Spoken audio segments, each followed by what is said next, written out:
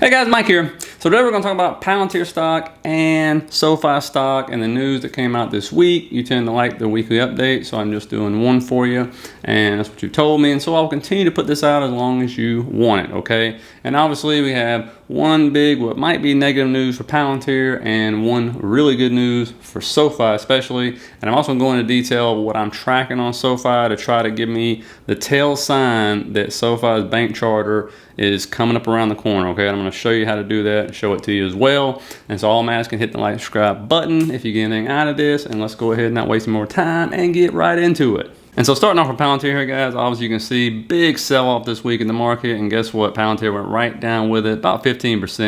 And if we just add in the NASDAQ, or the QQQ actually I'll put in, you're going to see it's going to go right along with that. And so you see the sell-off and the indexes, boom.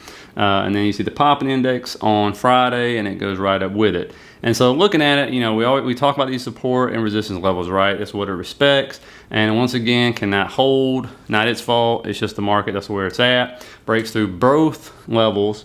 But the one thing I do notice, you see this trend line here, how it's bounced multiple times. Bounce, bounce, bounce. And bounced again today off of that trend line. So that's something we need to keep an eye on to see if it can hold. If the market sells off next week, it doesn't matter what Palantir does or what news comes out. It's going to break through, and we're probably going to head back down to that 21.25 level and see if it can hold that. Now the big news, which might not be so good, is they might be losing a government contract here. This came out this week.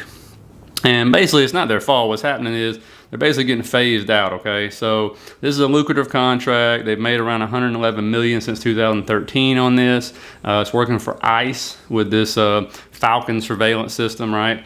And setting up these raids and everything they've been doing. And what they're trying to do here is replace the Falcon with a customer-built data mining analytics tool, Raven, I think is what it's called right there. And so, there's other companies competing for this. And so, they support cloud and things like that. You got Amazon, other big boys in there that are competing for this, Microsoft, IBM, Google. And so, this is one of those things, it wouldn't really be their fault if they lost it, but obviously this is revenue that they won't have anymore. And the contract actually is up in November, so we're going to know very soon whether or not this actually gets re-upped or not. And the one thing Kathy Woods has been doing, to no surprise, actually, is she's just been selling. My last video was on the 24th, and she's just been slowly in Ark K, just, trickling down a little bit right there. You can see raking in, what is that, like about $18 million right there she's been collecting. And that's in the Ark K. If we scroll down and look at the rest of the funds, Ark Qs, a little bit. Ark W, you can see she's sold down a little bit, probably 110,000 shares or something like that. Which counts a couple million. Ark G, a couple thousand, maybe 9,000 shares she sold since my last video. Actually 20,000 shares, excuse me. And then on Ark F, a couple thousand, nothing much going on there. And look at this, not that she's losing faith in the company. I think the reason why they're actually doing this at Ark is maybe because they see what's happening in the market right now, and especially looking at the NASDAQ here. And as you can see on the NASDAQ here, it's broke the trend twice now right here and headed down to the support level where it bounced off today. But most people, if you look right here, it's already lost 5%. You hear a lot of people who study the charts and everything saying most likely that target right there at the bottom is around 10%. That's between 13,900 and 14,000, whereas a lot of people think we're going to test over the next few weeks, coming through October, because, there's a lot of stuff going on in the market that, the market just doesn't like. And so we'll see today if the day was a dead cat bounce or not.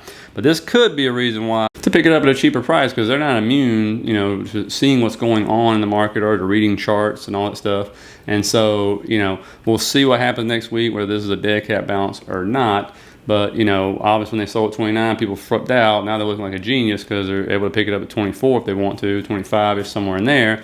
And if it continues to drop, you can guarantee, I almost bet money you're going to see them plowing a lot of money in, unless there's something, we don't know behind the scenes. And when you tend to own as many shares as they own, because it's like 4 million, something like that, they tend to get a little information that we don't get. So I always like to track them, see what they're doing on Lucid tracking and stuff like that. Links down the bottom if you want to sign up for that. And of course, after getting done uploading the video and editing it, this comes out Friday night. You might have noticed in aftermarket hours, Palantir dropped below $24 all of a sudden. So this hits the SEC around 4:30, 5 o'clock, and I get an alert on my phone. And Palantir has basically done what they call a shelf registration, which is where they're going to be doing share offerings. And so we don't know when. There's not a lot of detail in this at all. You can just see right here, it says we issue securities from time to time in one or more offering and amounts at prices and terms determined at the time. And so this is what companies do before they do offerings. This can stay here for a long time before they do it. And what really makes no sense about it, honestly, I mean, it's fine to put it up there, but they already have $2 billion in cash. And so, you know, the thinking is, are they doing this or plan on offering shares because they're trying to do another acquisition of a SPAC, which makes no sense because, again, they have a ton of cash on hand. Do they see something coming down the road? So if they start doing an offering now at this price, you know, remember they bought the gold and predict a black swan event, they said. So is that something they see? Who knows? There's a lot of speculation out there all over the boards about this. And the one thing is hard to, or one reason it's hard to predict this is because look at the news. There's been no news. Like this is when they came out with second quarter results, and you know, ever since August 12th, they put nothing out about any contracts, about nothing. And if you look down the news bulletins, you've always seen news coming out pretty much every month. But after August 12th, it was silent. Zero news put out on their website in September. And so that's why it's hard to predict what they're doing this shelf offering for, or if they're going to be doing offerings. But I expect Monday, once this really hits the fan, I won't be surprised at all if the stock sells off, because a lot of people don't even know about this right now. And so they hit on a Friday night. It was like 5 o'clock. And so it just hit my alert on Saturday, which is why I had to go back in after editing this video and add this in for you guys, because I wanted you to know about this, because it is important. So if you see a drop Monday, you can always bet money that this is what it's from. Maybe not, but usually when they put these things on the SEC, they're usually not a positive thing as far as people seeing the stock, because they know the stock's going to get diluted more coming up, who knows, in the next month, 2 months, 3 months, 4 months. But I think more importantly, what we really got to do is listen to this next earnings call, because since you've had no news, I'm going to be listening like a hawk or an eagle or whatever animal has good hearing to try to see, you know, what's the contracts, and then what is this shelf offering for? What are you raising more money for when you have over $2 billion sitting on your balance sheet already? And so, you know, that's going to be good. I have no problem with them raising. Honestly, I don't have a problem with them raising more money if it's a good purpose for it. We just need to know what it is as shareholders, okay? And so now let's go on and let's go into SOFI and talk about, you know, why I think the CEO, who obviously is a very smart man, and understand, before I go into this, you know, if you don't know anything about the CEO, I've talked about him before. He was a Goldman Sachs guy, but he was the CFO, Chief Financial Officer, for the NFL, right? Helping put together all these deals for the owners to help fund these multi-billion-dollar stadiums, okay? So he knows what he's doing when it comes to finances. Helps that he's in charge of a fintech company, right? And so obviously you saw the news come out originally that they were going to raise like $750 million. That is not an accident. That was the original number, because if you remember back, I think it was February or March, when they were going to buy the bank they were going to buy, it was around, they were going to apply about $750 million into that. Okay, that deal and stuff. And so, you know, but then all of a sudden they came out and said, hey, we're going to raise it to $1.1 billion, okay? And that's, oh my God, you know, but the way he designed this deal, it's really ingenious. I've actually never seen one like it before. And so it kind of lets me know he knows what he is doing. So let's check it out and I'll explain why. And so as you can see, SoFi increases size of offering and prices 1.1 billion convertible senior notes offering due by 2026, okay? And so to kind of get into this, the notes will mature by October 2026, but upon conversion, the notes may be settled at SoFi's election in cash, shares of SoFi common stock, or a combination of cash and shares. And so right off the bat, number one, they are in full control of how this whole thing ends, right? That is extremely important. They have all the power here, okay, which is fantastic. Okay, that's number one. Number two, the initial conversion rate will be 44.61 shares of SoFi common stock per $1,000 principal amount of notes, right? Equivalent to an initial conversion price of $22.41, which is a 40% upside from here. So that is a bullish thing if you think about it that way. And number three, there's no interest on this $1.1 billion. And so we don't have to worry about that. So that is extremely smart.